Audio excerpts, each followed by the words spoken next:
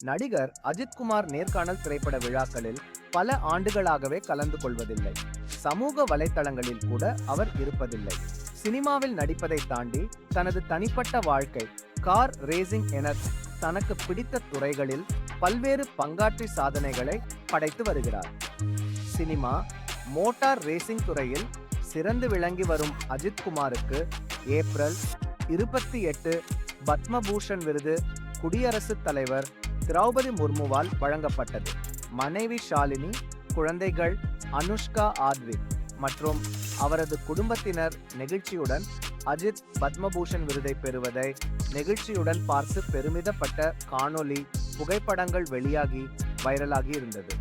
இதையடுத்து பஹல்காம் தீவிரவாத தாக்குதலில் உயிரிழந்தோர் குடும்பங்களுக்கு அஜித் குமார் இரங்கல் தெரிவித்து அனைவரும் வேற்றுமைகளை ஒதுக்கி வைத்து ஒற்றுமையாக வாழ வேண்டும் என்று கூறியிருந்தார்.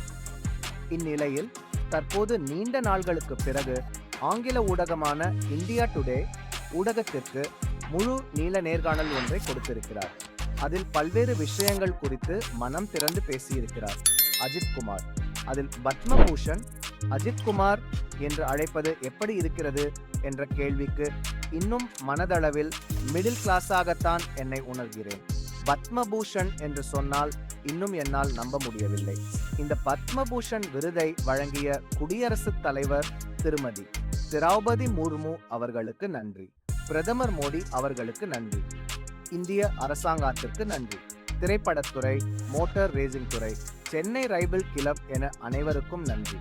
முக்கியமாக என்னுடைய குடும்பம், எனக்கு எப்போதும் துணையாக இருக்கும் மனைவி ஷாலினி, என் குழந்தைகளுக்கு நன்றி. என்னுடைய வெற்றி தோல்வி என எல்லாவற்றிலும் உறுதுணையாக இருப்பது அவர்கள்தான். எல்லோருக்கும் என் நன்றிகள். இந்த பட்டங்களில் எல்லாம் எனக்கு நம்பிக்கை. சினிமாவில் நடிக்கிறேன், அதற்கு நல்ல சம்பளமும் வாங்குறேன், அவ்வளவுதான். அதை தாண்டி இந்த பட்டங்கள் எல்லாம் தேவையில்லை.